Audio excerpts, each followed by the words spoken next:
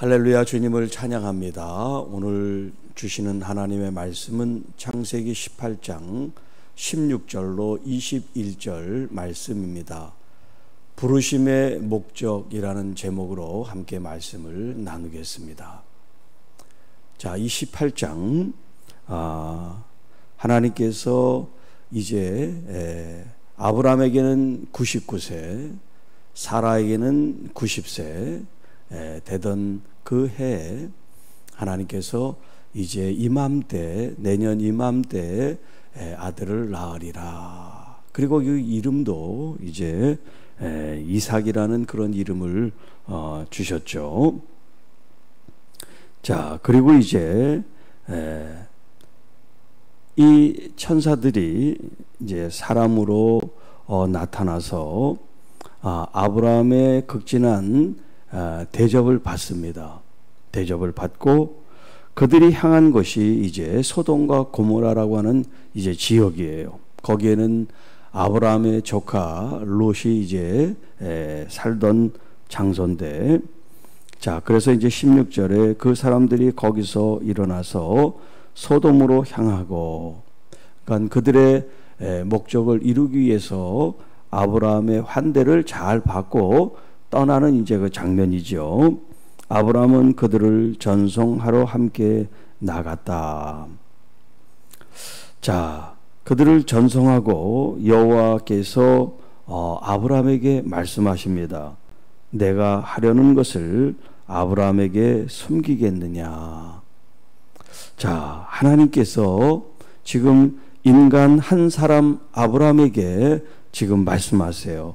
내가 하려는 것을, 이 세상을 창조하시고 이 세상을 통치하시는 하나님께서 일개 한 인간에게 당신의 하시는 일들을 숨기지 않고 그에게 말씀하고 있다는 거예요. 내가 하려는 것을 하나님 아브라함에게 숨기겠느냐. 자, 이렇게 하나님께서는 아브라함을 존중하고 또 존대하고 또 그와 친밀한 어떤 그 관계에 대한 말씀을 주고 하고 계세요. 아브라함은 강대한 나라가 되고 천하 만민은 그로 말미암아 복을 받게 될 것이 아니냐. 그러기 때문에 그에게 하나님이 하시는 일들을 숨기지 않고 그에게 다 서로 마치 자기의 속 이야기를 하는 것처럼 아브라함에게 그렇게 하나님께서 당신의 마음을 열고 그에게 다 이렇게 자세하게 얘기를 하고 계시다 하는 거예요. 여기 18절에 있는 말씀은 창세기 12장 1절로 3절에 이미 하나님께서 아브라함에게 이 복에 대한 말씀을 하시는 그 내용이에요. 강대한 나라가 되고 천하 만민은 그로 말미암아 복을 받게 될 것이다. 자, 그런데 여기 19절에 하나님께서 그에게 이렇게 숨기지 않고 또 강대한 나라와 천하 만민이 그로 복을 받게 한 이유가 나오고 있어요. 그러니까 다른 거는 잊어버려도 18장 19절을 잊어버리면 안 돼요. 이거는 아브라함에게 하신 말씀이지만 저와 여러분에게도 해당되는 말씀이기 때문에 그렇습니다. 자, 내가 그로 그의 자식과 권속에게 명하여, 권속은 가족이라 그랬죠. 자, 그러니까 아브라함의 바로 자식들 또 그의 가족들, 자자손손 그의 후손들, 자, 여호와의 도를 지켜 의와 공도를 행하게 하려고 그를 택하였나니. 자, 하나님께서 아브라함을 선택한 이유가 나오고 있어요. 왜 하나님이 아브라함을 부르셨는지 그 이유가 나오는데, 그게 뭐냐면 아브라함으로 하여금 아브라함이 그 자식들과 그 가족들에게 하나님의 말씀을 잘 가르쳐라. 그래서 아브라함을 하나님이 부르셨다. 그렇게 말씀하세요. 그러니까 아브라함 혼자만의 문제가 아니에요. 믿음 생활하는데 우리 한 사람, 나 한 사람의 문제가 아니라 나의 부르신 이 목적이 뭐냐, 사명이 뭐냐, 나 한 사람이 믿고 구원받는 게 아니라 내가 책임져야 될 사람이 있다는 거예요. 그게 누구냐면 나의 가족이란 말이에요. 나의 가족. 그래서 그 자식과 권속에게 명하여, 누가 명하는 거냐면 아브라함이 이 자녀들에게 하나님의 말씀을 가르치는데 니네들이 해도 되고 안 해도 되고 아니라 너희들은 이 말씀을 꼭 지켜야 돼! 라는 명령을 하게 하신 거란 말이에요. 누가? 하나님께서 아브라함에게. 그래서 그들이 여호와의 도를 지켜, 또는 이제 하나님의 말씀, 그 말씀이 제시하는 길, 이제 그런 의미가 되겠어요. 여호와의 도를 지켜. 자, 하나님이 이런 말씀을 하셨다 자녀들한테, 야, 하나님이 이렇게 십계명도 주시고 무슨 말씀도 주셨어, 이렇게 하나님의 말씀을 들려주는 게 아니라 그 말씀의 길을 따라가게 명령을 하라는 거예요. 너희는 이 말씀을 꼭 행해야 돼, 지켜야 돼. 그것이 바로 우리들이 하나님 앞에 해야 될 마땅한 도이다. 여호와의 도를 지켜 의와 공도를 행하게 하려고. 하나님의 말씀을 지킴으로 말미암아 하나님의 공의와 하나님의 율례와 법도를 지키도록 하나님께서 그를 택하셨다. 이는 나 여호와가 아브라함에게 대하여 말한 일을 이루려 함이니라. 하나님께서 아브라함에게 약속하시고 복을 주시겠다고 선포한 이 말씀이 그냥 이루어지는 게 아니라 아브라함이 자녀들을 잘 말씀으로 가르치고 훈육하고 모범을 보이고 또 그 길을 갈 수 있도록 명령함으로 말미암아 하나님의 말씀을 지킬 때 하나님이 이와 같은 복을 주겠다는 말씀을 지금 하고 있는 거예요. 그러니까 하나님 말씀도 지키지 않고 사과나무 아래에서 입을 벌린다고 사과가 떨어지는 게 아닙니다. 구약에 있는 말씀들을 쭉 보세요. 조건문이에요, 조건문. 우리가 하나님의 복을 받고 응답을 받고 하나님의 역사가 이루는 것은 우리가 해야 될 일을 할 때 하나님이 응답해 주시는 거예요. 여호와께서 또 이르시되 소돔과 고모라에 대한 부르짖음이 크고 그 죄악이 심히 무거우니 내가 이제 내려가서 그 모든 행한 것이 과연 내게 들린 부르짖음과 같은지 그렇지 않은지 내가 보고 알려 하노라.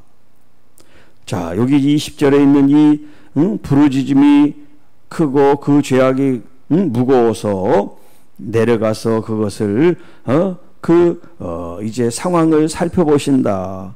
그들의 부르짖음과 이 고난과 고통의 소리를 듣겠다라고 하시는 이 장면이 출애굽하는 그 과정 속에서 이제 하나님께서 이스라엘 백성들이 430년이라는 그 오랜 기간 동안 종살이 아닌 종 같은 삶을 살면서 고통받고 신음할 때 하나님께서 그 소리를 들으시는 어떤 그 장면이 나오죠. 그래서 이제 모세를 보내고 이스라엘 백성들을 하나님이 가나안 약속의 땅으로 부르시는 그 장면이 연상되는 본문이에요. 자, 하나님께서는 이 땅의 고난과 고통을 외면하지 않으시는 하나님. 하다못해 하나님의 거룩한 뜻이 아닌 하갈일지라도 육신의 방법과 소욕을 따라 행한 일일지라도 하나님은 그 하갈의 눈물과 고통을 살피시는 하나님. 그래서 엘로이 하나님이라고 그랬죠. 엘로이, 나를 돌아보시고 살피시는 여호와 하나님. 자, 그러니까 하나님께서 아브라함과 이스라엘 백성들만의 하나님이 아니세요. 하나님은 온 인류 전체의 하나님이세요. 어느 한 나라, 어느 한 족속, 어느 한 개인의 소유물이 아니에요. 전유물이 아니에요. 독점해야 될 대상이 아니에요. 하나님은 우리 모두의 아버지가 되세요. 하나님은 공평하세요. 어느 나라는 특별히 사랑하시고 어느 나라는 천대하고 멸시하는 하나님이 아니세요. 다만 하나님의 말씀을 알고 그 말씀을 사랑하고 잘 지킴으로 하나님을 섬기는 그 나라, 그 족속, 그 개인을 하나님께서 복을 주시겠다고 말씀하시고 그 복을 이루시는 거죠. 말씀도 지키지 않는데 하나님이 똑같이 복을 주시고 축복하시고 사랑하신다고 그러면 하나님의 이 구약에서 말씀하신 이 말씀이 공평하지가 않은 거죠. 하나님은 하나님의 말씀을 따르고 준행하고 순종할 때 하나님이 이루시겠다고 하신 이 약속을 이루어 가시는 하나님이란 말이에요. 반면에 고통과 신음과 아픔과 상처와 질병으로 어려움 당하는 백성이든 민족이든 족속이든 나라든 개인이든 가정이든 교회든 하나님이 그냥 지나치지 않고 그들의 그 부르짖음과 그들의 그 아픔과 상처를 보신다고 하는 거예요. 그리고 거기에 대한 합당한 처방을 내리시겠죠. 의사가 우리 어떤 병을 진단 잘 해야 거기에 맞는 처방을 잘 하지 않습니까? 그래서 이제 진단을 잘못해서 잘못된 처방을 하는 그런 경우도 있지만 진단이 치료보다 더 중요해요. 정확한 진단을 해야 거기에 맞는 치료를 하니까. 자, 하나님께서 지금 여기 내려오신다 그런 표현을 쓰잖아요. 내려가서 그런지 아는지를 살펴본다 그렇게 표현하셨는데 하나님 그는 하늘 우리가 이제 생각하는 하나님이 계신 그 하늘 그곳에 계시면 우리가 여기서 하는 일을 그런지 안 그런지 잘 모르실까요? 그래서 꼭 와서 확인을 하셔야 될까요? 한번 그런 질문을 드려볼게요. 아니 거기서 보시고서 판단하실 수 있는데 굳이 이렇게 내려와서 그런지 아닌지를 봐야 된다? 좀 이상하지 않아요? 그러면 하나님의 그 전능하신 거에 문제가 좀 있는 게 아니라 마치 시력이 좀 떨어져서 어느 정도 거리는 보이는데 더 멀리 있으면 희미하고 잘 안 보이니까 더 가까이 가서 보든가 아니면 돋보기를 쓰고 봐야 되는 그런 것처럼 느껴질 수 있는데 그게 아니고 하나님께서 멀리 계시고 하늘나라에 계셔서 우리가 이 땅에 하는 일이 그런가 아닌가 긴가 민가에서 내려와서 살피겠다는 그런 얘기가 아니에요. 그런 얘기가 아니라 우리의 아픔을 더 가까이 공감하고 체휼하신다 그런 의미예요. 예수님께서 사람의 몸을 입고 이 땅에 오셔서 십자가를 지지 않으면 우리를 구원할 방법이 없을까요? 하나님이신데 왜 없으시겠어요? 다른 방법을 하시면 하시는 거지. 하나님이신데. 그런데 그런 방법을 쓰지 않고 당신의 독생자를 이 땅에 보내서 십자가를 지게 하는 고난과 고통과 아픔과 수치와 모욕을 다 당하게 하시냔 말이에요. 하나님 자신이 왜 그렇게 적나라하게 그런 고난과 고통을 그냥 생으로 당하시냔 말이에요. 하나님이신데 그렇게 하지 않고 우리를 구원하실 수도 있어요. 하나님이시니까. 왜요? 왜 그런 방법을 택하시나요? 우리의 아픔, 우리의 수치, 우리의 고통, 우리의 그 모든 마음과 감정을 하나님께서는 채울하기를 원하시는 거예요.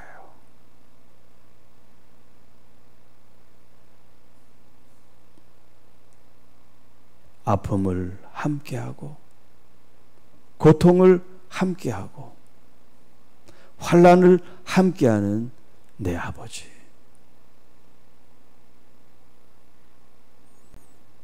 그래서 여기 지금 이 소돔과 고모라 땅의 이 부르짖음, 한편에서는 죄악이 가득하고 그 죄악 때문에 고통받는 사람들이 있단 말이에요.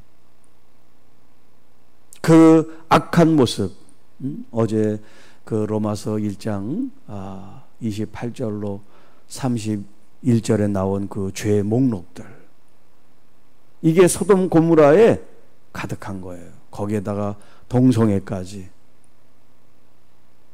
그리고 그것이 원해서가 아니라 폭력적으로 한 사람이 여러 사람들에게 집단으로 당하는 말이죠. 이런 집단 폭행과 폭력들, 추행들, 이런 일들이 일어날 때 이 집단 사람들은 쾌락을 추구하지만 그 당하는 사람의 입장은 어떻습니까? 그 이 피해자, 이 악이 창궐할 때 누군가는 거기에 대한 피해를 당하고 있단 말이에요. 그냥 하고 싶은 말을 댓글로 그냥 말도 안 되는 소리로 사람들을 모욕하고 저주하고 욕하고 하는 것들이, 이게 엄청난 폭력인데 사람들은 폭력이라고 생각을 하질 않아요.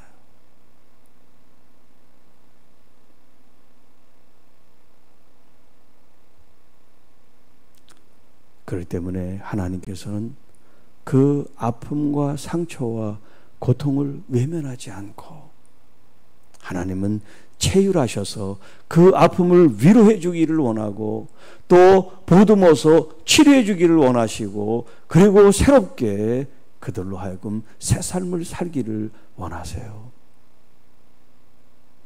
여러분의 아픔, 여러분의 상처, 여러분이 지금 현실적으로 당하는 어려움이 있을 때 나를 그렇게 체휼하시고 나를 감싸시고 나를 공감해 주시고 내 편이 되어 주시는 내 하나님 아버지를 기억하고, 너무 슬퍼하거나 너무 답답해하거나 너무 가슴을 치지 말고 여러분 곁에 계신 아버지를 바라보고, 나를 구원하신 우리 구주 예수 그리스도와 그의 보내신 보혜사 성령님을 통해서 일어나 빛을 발하는 하나님의 귀한 자녀들, 교회여 성도들이 될 수 있기를 주님의 이름으로 축복합니다. 하나님 아버지 감사합니다. 오늘 주신 말씀을 통하여 하나님께서는 그렇게 하나님의 도와 공의와 하나님의 법도와 율례와 규례와 말씀을 지켜 행하기를 원하시는데, 우리는 듣기만 하고 행하지 않을 때가 얼마나 많이 있었는지요. 주님, 우리를 부르신 것은 나뿐만 아니라 나의 식구, 가족, 자녀들에게도 이 말씀을 명령하여 지키고 따르도록 하라는 부르심을 듣습니다. 주님, 때로는 어렵고 힘들고 답답하고 괴롭지만 우리 하나님께서 우리에게 지혜도 주시고 권위와 권세와 능력도 주셔서 사랑하는 자녀들, 가족들이 하나님의 말씀으로 온전히 서서 하나님께 귀한 복을 누리고, 또 이 땅에서 하나님의 거룩한 말씀의 뜻을 행함으로 아름다운 열매를 맺어드리는 믿음의 가정, 믿음의 교회, 하나님의 귀한 자녀들이요 성도들이 되게 하옵소서. 이 모든 말씀 우리를 구원해 주신 우리 구주 예수님의 이름으로 감사하며 축복하며 기도하옵나이다. 아멘.